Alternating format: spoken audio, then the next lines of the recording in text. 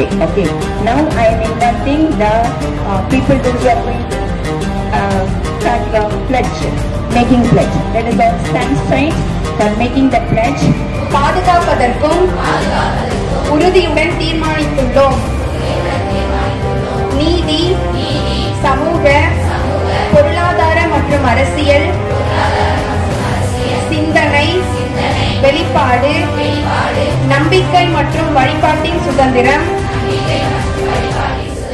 அந்தஸ்து மற்றும் வாய்ப்பின் சமத்துவம் மற்றும் அவர்கள் அனைவருக்கும் மத்தியில் விளம்பரப்படுத்த சகோதரத்துவம், தனி மனிதனின் கண்ணியத்தையும் தேசத்தின் ஒற்றுமையையும் ஒருமைப்பாட்டையும் உறுதிப்படுத்துகிறது.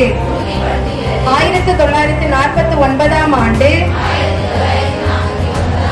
நவம்பர் மாதம் 26வது நாளில் நமது சட்டமன்றத்தில் இந்த அரசியல் அமைப்பை ஏற்றுக்கொண்டு இயற்றவும் மற்றும் நமக்கே வழங்கவும் இந்த அரசியல் அமைப்பு நமக்கே